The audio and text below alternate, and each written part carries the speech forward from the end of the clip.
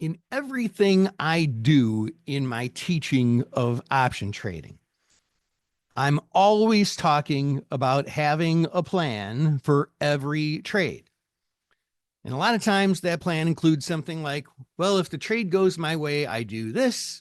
And if the trade goes against me, I do that. But we can think of it differently sometimes when it comes to cash secured puts. And to be fair, even covered calls. In a perfect world, our trade plan can go from what do I do after I enter the trade and this happens to what outcome do I get after I enter the trade and this happens or that happens. Subtle difference, but key difference.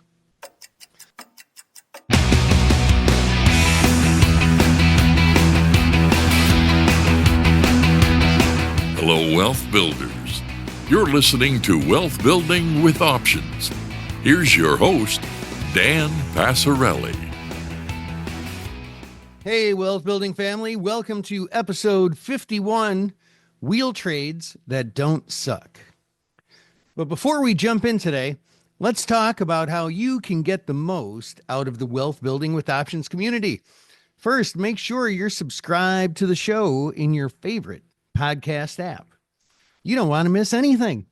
And if you're already subscribed to the show, you can go even deeper and get more out of what we talk about with a paid subscription.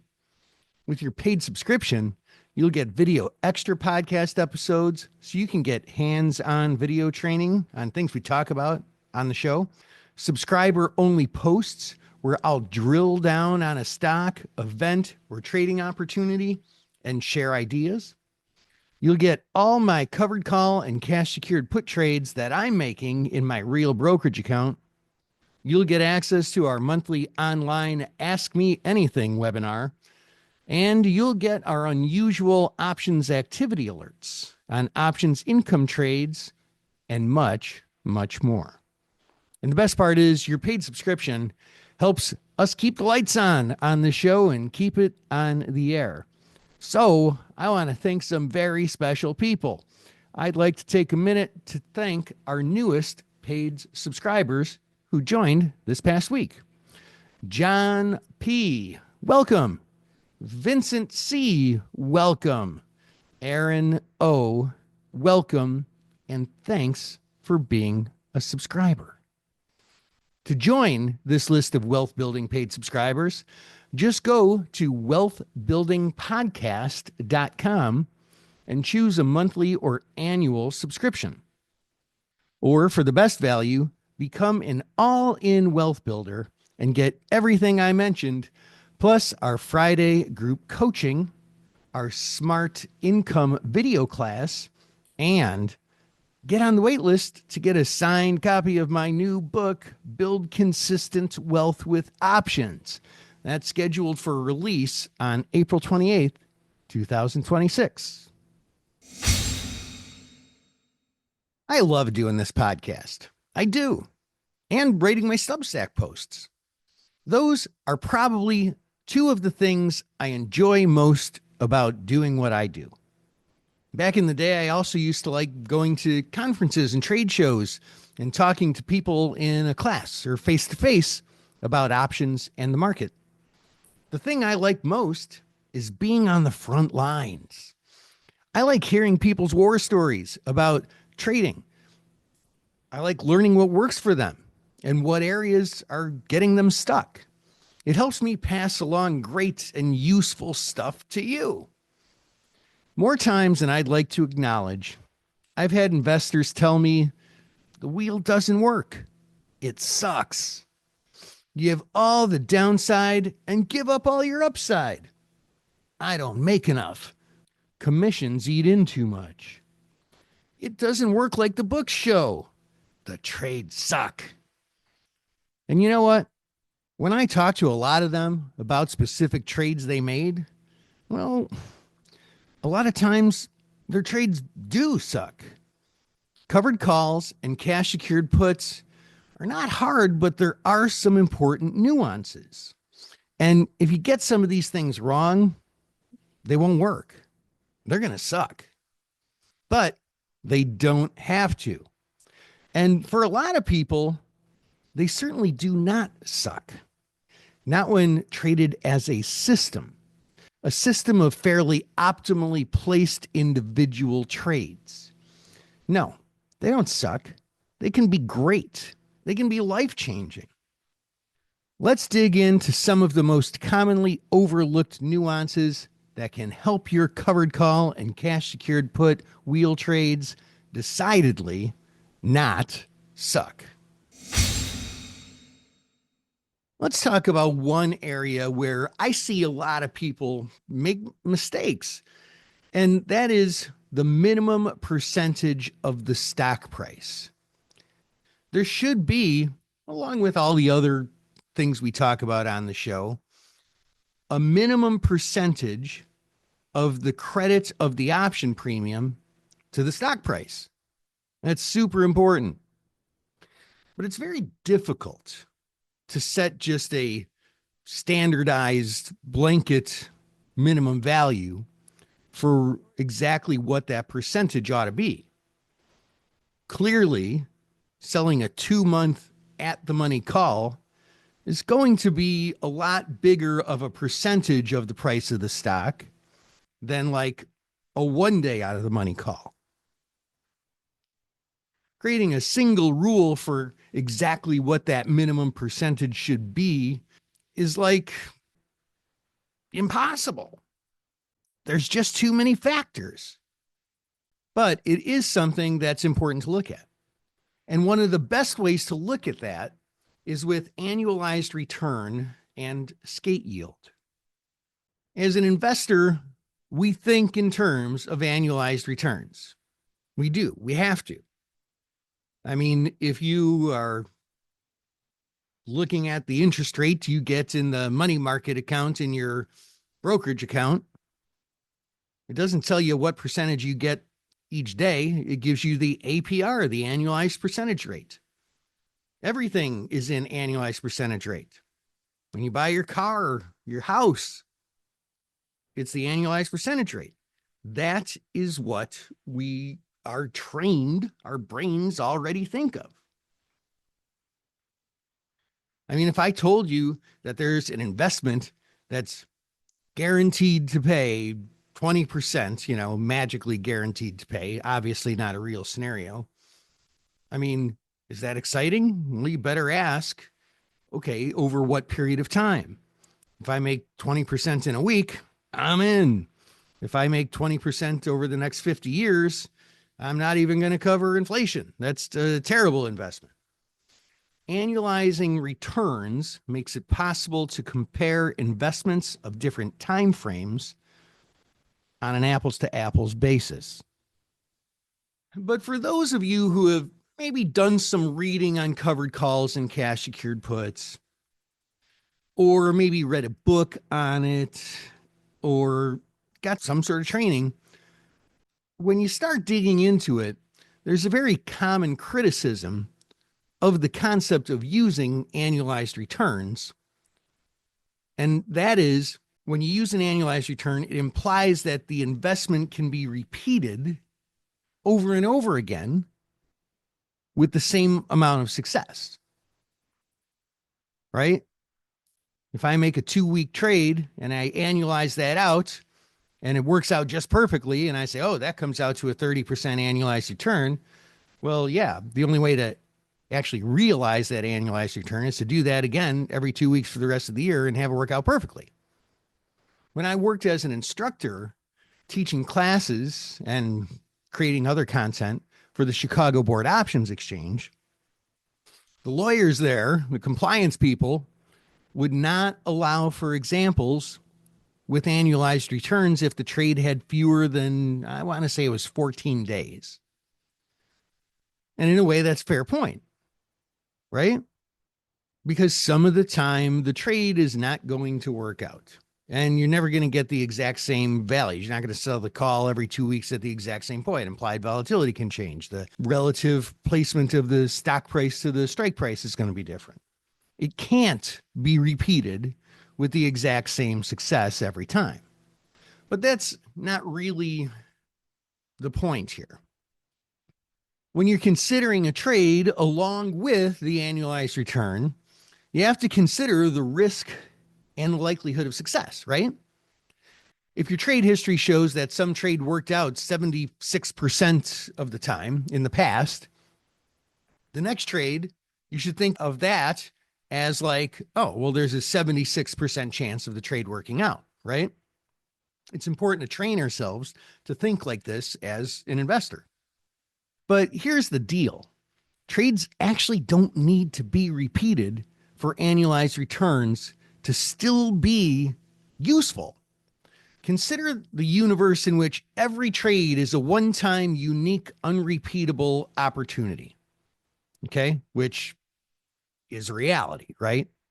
If every opportunity an investor considers is calculated out and they all have an acceptably high annualized return and perceived to have low risk for the return, you should end up with a long string of pretty strong trades when our minds are trained to think this way. Any trade that you're analyzing now can be replaced by a completely different opportunity next time. As long as each individual trade is statistically advantageous, the average trade is going to be statistically advantageous. Skate yield is a metric that is very important to your investing when it comes to the wheel. It helps me be able to look at each trade, well, each cash secured put trade is an individual standalone investment. Let's look at cash secured puts from what you might call their first principles. When I enter a trade, the broker sets aside the cash required to buy the stock in case of assignment, right? This is what cash secured means. I can't use that cash. It's tied up. It's locked away. I can see it. I'm earning interest on it, but it's set aside, secured for me to be able to purchase the stock if I get assigned.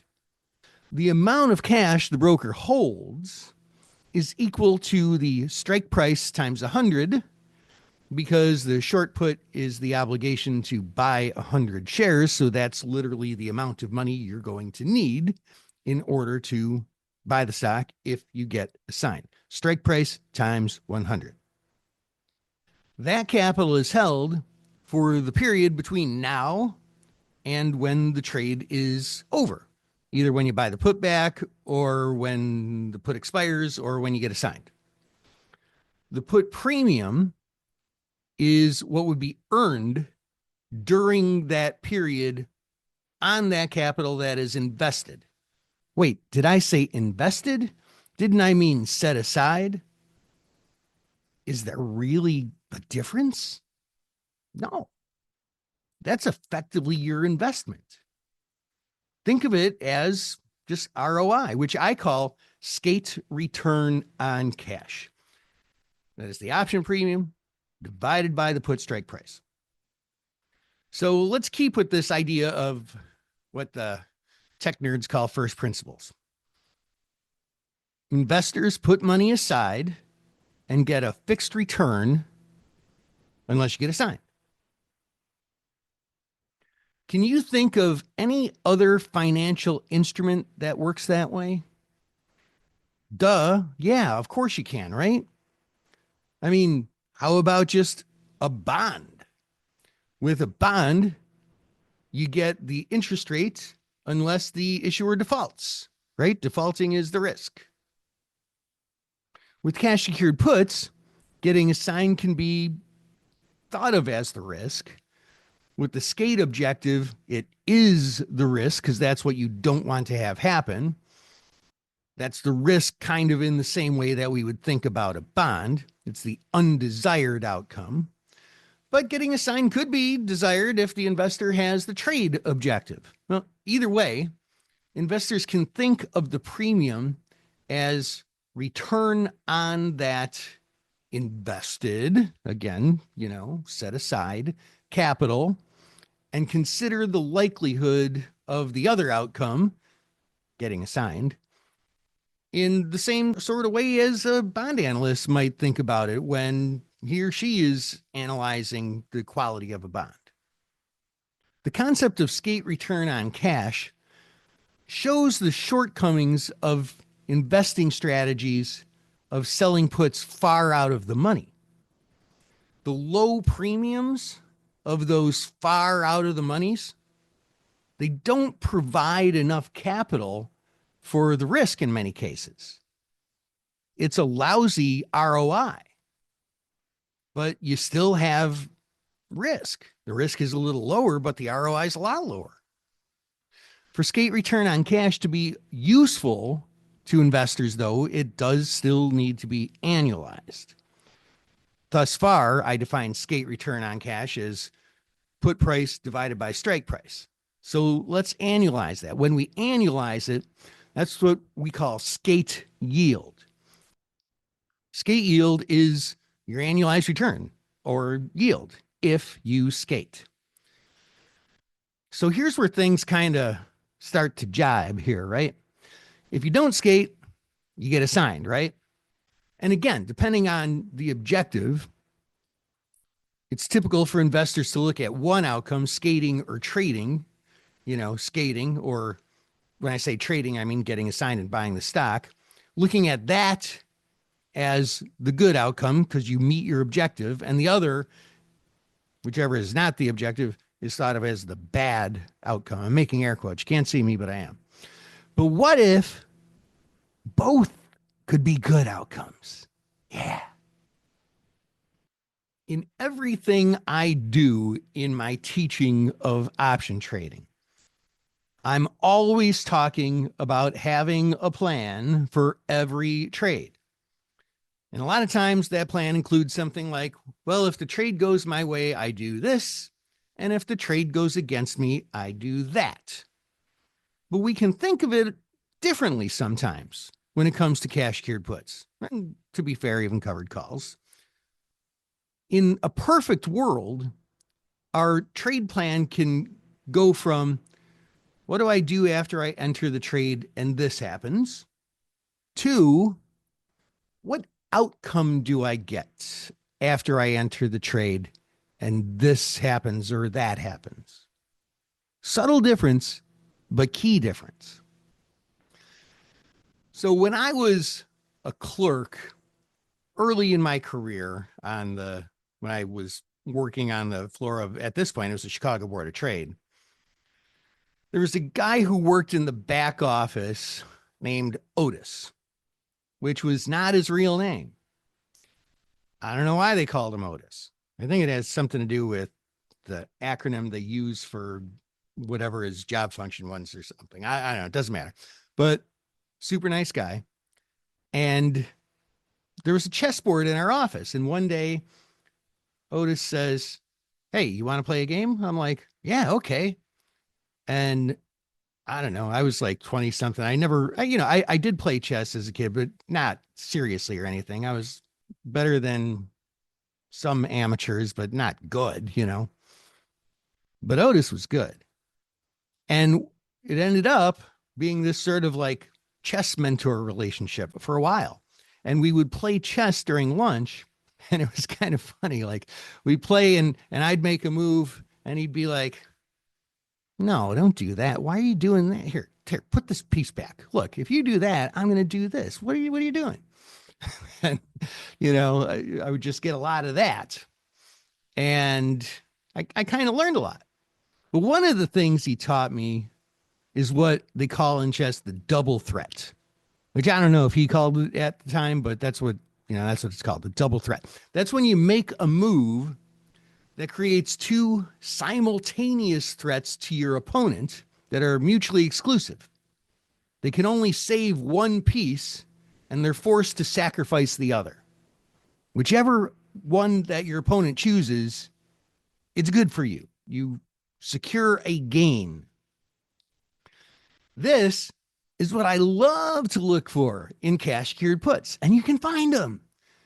You you can find these opportunities where both outcomes, skate or trade, are actually desirable. In these cases, you can have both the skate and the trade objective. Whoa. And to boot, you basically have whichever objective suits you the most. There's a special way of thinking, a mindset for this double advantage. That's to target an entry price for the stock and at the same time target a favorable skate yield. So, step one, set a target for where the stock becomes an attractive buy as an investment. So, like, what price would I set a limit order to buy the stock? That guides your choice for a value-based strike target. The trade can be based on fundamental analysis or technical analysis or both. For long-term investments, I tend to focus on fundamentals with a tiny bit of technical. The PE ratio is a lot of times a factor in what I do, and I use that as an anchor in a lot of these cases. The other fundamental ratios are also part of the valuation process. But with these price on top ratios, like price to earnings, price to book, if the stock price is lower, goes down, any one of those ratios become lower, and all of those metrics, all those price on top metrics improve. We talked about a formula, and I think it was in one of our video extras for our paid subscribers. The target stock price equals the target PE ratio times the trailing 12-month earnings.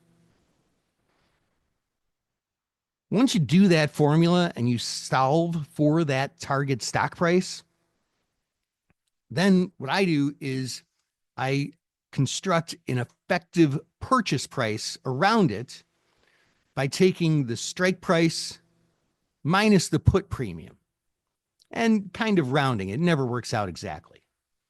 Basically, what I'm doing is choosing the strike price as close to the target strike price as I can, taking into account the put premium. Then the next step is to select the expiration. So now, after I got the strike price, I just shift my focus to the scenario in which I skate. If I don't get assigned, then which expiration is the most advantageous for me? And that choice is driven by yield. And there's a lot of factors, and we talked about some of them. We can use theta, we can use implied volatility, but they all end up kind of being baked into the yield. I still look at those other things, but man, this yield's super powerful for this. Divide the option premium by the strike price, and you get the skate return on cash that we talked about. Then we annualize it to get the skate yield. To do that, we just multiply it times 365 and divide it by the days to expiration. And what I do is I calculate that out for a handful of different expirations that are all within my time frame for the trade. And then I just pick the best one, the one with the highest yield. The objective is to get a skate yield that's higher than I can get from an equally attractive investment, like a bond or CD, and you better get that. A great benchmark is the S&P 500 is supposedly makes 10% a year, not counting inflation. So I always want to get something better than 10%. And if I can get something decent enough indexed, which doesn't have to be super mathematical, you don't have to actually index it, but taking into consideration indexing for the risk, if I can get a decent trade, then I make the trade. So then I'm in kind of a pretty darn good situation. That's the double threat. If The put ends up getting assigned. I achieve my trade objective and buy the stock at the price that my analysis says means I buy it at a good value if I get assigned. And if the put's not assigned, then great, I meet my skate objective and I have a really good high yield income investment. Notice with this specific type of trade setup, I'm not focusing on the possibility that the stock might rise too much, which some people might find kind of weird. Dan, why aren't you focusing on the stock rising too much? You looking at leaving money on the table. It doesn't matter. I don't care about that indifference point. Why? Because the stock rising, that's not the point of the trade. I'm still locking in a great annualized return. I have a different objective than making money on the stock going up. And that's kind of the point of setting the target strike price, right? That's where I believe it's a good buy. If it goes down enough to get to that price, that's where I believe it's undervalued enough. If it goes up from here, well, it's not a good value. So I don't want to own it anyway. I wouldn't be buying it at the current market price. So that just doesn't matter. All those what ifs, what if the stock goes up? It's silly to even think about. That's what a psychologist would call post hoc counterfactual thinking. The example I use in my book is your friend asks you to go on a trip somewhere, and it's somewhere that you just don't want to go. So you say, "Oh, yeah, nah, I'm busy. You go on without me." And while she's there, she meets a famous movie star, and they become friends. And you're like, "Oh my gosh, I should have went on that trip." Well, you didn't want to go on that trip. You were going there for, whatever, something you didn't want to do anyway. Just because this other thing happened doesn't mean you made the wrong decision. I mean, you can't see the future. It's not relevant. It's post hoc counterfactual thinking, meaning taking other facts that are not relative into account after the fact.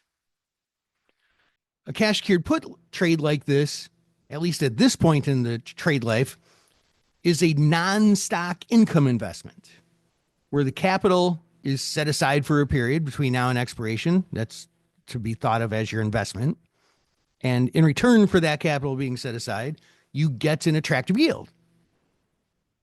And if I get assigned instead, hey, I make an investment in a stock right where my analysis says it's a bargain. That is a wonderful thing when you can do that. And you can't always do it. And a lot of times it's not even my objective. I'm not trying to do that, but I love when I can. So then if you do skate, sometimes you might try and repeat the trade. Then you can once again do the same darn thing. Target the price where you believe the stock's worth buying. And actually now you have greater flexibility in choosing the strike price if you think about it. Remember we talked about the cumulative discount effect, where all the premiums you have taken, collected in the past, all sort of add up and lower your effective purchase price? Well, I can consider the cumulative discount effect. I can add all the previous credits received to the target price, to the strike price, and I can end up selecting a higher strike price and still effectively buy at your original target price, right? Just think about it like your analysis shows that the stock is a good buy at $90 a share. So you sell the 91 puts at $1. If you get assigned, that means you're effectively buying the stock at $90, right? Okay, so let's say puts expire. You skate. Okay, so now you can sell the 92 puts at $1. You probably won't be the same price in real life, but just imagine. The cumulative discount effect is $1 collected on this trade, plus $1 collected on the last trade. So if you get assigned at 92, puts are assigned, you essentially still own the stock for $90. 92 minus the $2 of total premiums you collected. Or, I mean, hey, you can sell the same strike and just let the cash keep adding up. And I didn't really talk about the moneyness of the put, how far in or out of the money it is. A lot of cash secured put traders sell out of the money puts, but that doesn't have to be the case. In fact, the setup can be excellent with at the money puts. I do that fairly regularly. At the monies, they have a meatier premium. They have the most time value, right? So you get a bigger skate yield. And you know what? While a lot of the time I like to sell shorter term options because you have a higher theta, when you think about it this way and you look at different alternatives and you pick the best one, you can actually use this in a lot of different time frames. I've done some that have had like a year and a half until expiration. And another thing, and I kind of alluded to this before, I'm doing this in the context of the PE ratio, but sticking with fundamentals, you can use any valuation ratio you want as the anchor ratio, or you can use the dividend yield, or those of you who are really great with fundamental analysis, you can use the intrinsic value calculated for the stock too. Why not? And technical analysis is fair game also. Target put strikes at or below support. Pretty simple. Or you can use an indicator, or you can use a series of indicators looking for potential bounce higher or something like that. Stocks that are strongly oversold, stocks that have fallen recently. The ones that have fallen recently, you can get high implied volatility, which is just going to help the cash secured put even more. It's going to give you a higher skate yield. And you know what, friends? I'll tell you what. We actually really kind of drilled down on some stuff today. Here's what we're going to do. We're going to break this episode into a couple of parts. So this about wraps it up for this show, and I'm going to get you more next time in part 2. But before you go, please make sure you're subscribed on your favorite podcast platform, whether it's Spotify, Apple Podcasts, or whatever it may be. And if you'd be so kind as to leave a comment, I would really, really appreciate it. Leave it on your Spotify or Apple Podcast app. On Spotify, I think you just need to scroll down a little bit more. It's not super intuitive, but you'll find it. And I would love it if you left me a comment. That helps me know what you like about the show or what you'd like to hear more of next time. And so until next time, invest excellently.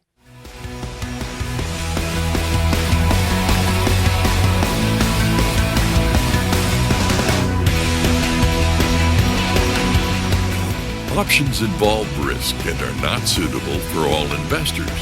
Before buying or selling an option, read Characteristics and Risks of Standardized Options. A link is provided in the show notes. To learn more about your host, Dan Passarelli, please visit markettaker.com.